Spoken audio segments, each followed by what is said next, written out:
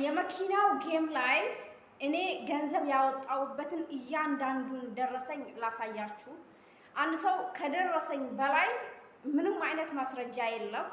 ገንዘብ አውጥቶ ወይም ገንዘብ ልኮ ይኸውና ደረሰኝ፣ በዚህ አካውንት ይሄን ያህል ብር ገብቷል በዚህ ቀን ብሎ ከደረሰኝ በላይ ምንም አይነት ማስረጃ የለም። አረብ ሀገር ያላችሁ እህቶቼ ወደ ኢትዮጵያ ብር ካላካችሁ በኋላ ወይም የላከላችሁ ሐዋላ የላከው ሰው ካስገባ በኋላ ከዛ ሰው ምንድነው የምትጠይቁት? ማስረጃችሁ ምንድነው? ደረሰኝ ነው አይደል እንዴ? ስለዚህ አሁን እኔ የመኪና ጌሙን ከጀመርኩ ቀን ጀምሮ ስንት ብር አውጥቻለሁ፣ ቀኑ ስንት ነው፣ ወሩ ስንት ነበር፣ እያንዳንዱን ደረሰኝ አሳያችኋለሁ። ይሄንን ሳሳያችሁ አንዳንድ አይምሯችሁ ሾርት ሚሞሪ የሆነ ሰዎች አይምሯችሁ ላይ የእናንተ አይምሮ ላይ ከመጥፎ ነገር ውጪ ሌላ ነገር ማሰብ የማትችሉ ወይም ከስድብ ውጪ የእናንተ ጣት ጥሩ ነገር የማይኮምትላችሁ ሰዎች ለእናንተ ነው። አንደኛ መጥፎ ነገር ብቻ ኮሜንት የምትኮምተው የምትሳደቡ አላችሁ። ኦኬ እኔ ስሩ ባልኩት የምትሰድቡኝ ያላችሁ ለእናንተ ጀዛ አላህ ይክፈላችሁ፣ ችግር የለብኝም። አሰላሙ አለይኩም ወራህመቱላሂ ወበረካቱ። እንዲሁም ሰላም ብያለሁ ውድ ኢትዮጵያውያን፣ በያላችሁበት ሰላማችሁ ይብዛ። ሰላምና ፍቅር ለሀገሬ ኢትዮጵያ። ለቻናሉ አዲስ የሆናችሁ ቻናሉን ሰብስክራይብ እንዲሁም ላይክ በማድረግ ቤተሰብ መሆናችሁን እንዳትረሱ። ሀሳብ፣ ኮሜንት፣ ጥያቄ ካላችሁ ኮሜንት ስር አስቀምጡልኝ። በኮሜንቱ ጠቅለል አድርጌ በቪዲዮ መልሳለሁ ማለት ነው። ዛሬ ይዤላችሁ የመጣሁት የመኪናው ጌም ላይ ያወጣሁበት ደረሰኝ ላሳያችሁ ነው። ደረሰኝ አሳይቻችሁ አይምሯችሁን ሰፋ አድርጋችሁ ሰርታችሁ ፔፓል የምታገኙበትን እድል የማትሞክሩ ሰዎች ችግሩ ከእናንተ እንጂ ከኔም ወይም ከእንትኑ አይደለም። ከደረሰኝ በላይ ማስረጃ የለም አይደለም።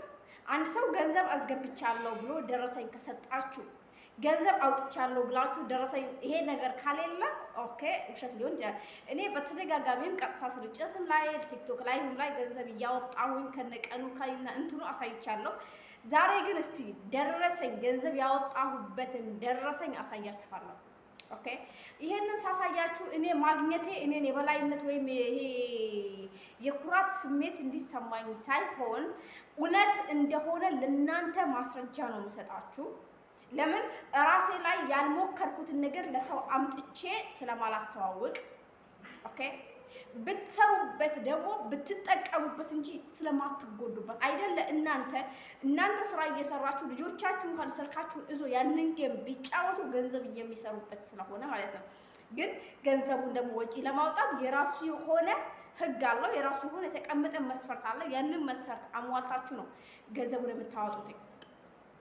ዛሬ የመኪናው ጌም ላይ የተጫወታችሁ ገንዘብ የሰበሰባችሁ ሰዎች ዛሬ ፔፓል ባይኖራችሁ ነገ ፔፓል ይኖራችኋል። ለምን? የነገን እኛ አናቅም፣ የዛሬን እኛ አናቅም። ከኛ የሚጠበቀው ምንድነው? በተስፋ መኖር፣ በተስፋ መራመድ፣ በተስፋ ማሰብ፣ በተስፋ መስራት ነው አይደል እንዴ? የሰው ልጅ እኮ ተስፋ ከቆረጠ የለም አቅቶለታል። ገባችሁ? ስለዚህ የመኪናው ጌም ላይ የሰራችሁ ሰዎች ተሳስታችሁ ኢሜላችሁን እንዳትቀይሩት። የመኪናው ጌም ላይ ለመክፈት የተጠቀማችሁትን ኢሜል እንዳትቀይሩ። በንዴት በቃ ይሰራል ብላችሁ እንዳትቀይሩ በፍጹም። ኦኬ በዚህ አጋጣሚ ደግሞ የምትሳደቡ ሰዎች ሴት ሆነሽ ከሴት ልጅ የማይጠብቅን ስድብ የምትሳደቡ ልጅ ሰዎች አላህ ጀዛችሁን ይክፈላችሁ። ኦኬ ከናንተ ጣት ጥሩ ኮሜንት መስጠት ሳይሆን የስድብ ኮሜንት የምትኮምቱ ሰዎች አላህ የስራችሁን ይስጣችሁ። እኔ ከዚህ ውጭ ምንም የምለው ነገር የለም። ለምን እናንተ ሰርታችሁ ስላላገኛችሁበት፣ እናንተ ደካማ ስለሆናችሁ፣ ሰነፍ ስለሆናችሁ ሌላውንም ሰው ማደናቀፍ ትፈልጋላችሁ። ገባችሁ? ለምን ቆሻሻ ነው በነገራችን ላይ ኦኬ ከቆሻሻ ጋር ስትውሉ አይምሮ ከተመረዘ ሰው ጋር ስትውሉ ምንድነው የምትሆኑት? አይምሯችሁ ይመረዛል።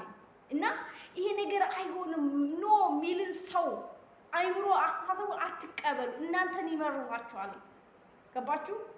አሁን ከሀሜተኛ ሰው ጋር ብትውሉ እኮ እናንተ ወደዳችሁም ጣላችሁ ሀሜተኛ መሆናችሁ አይቀርም። ከተሳዳቢ ጋር የእናንተ ጓደኛ ተሳዳቢ ከሆነች ከተሳዳቢ ጋር ስትውሉ መሆናችሁ አይቀርም።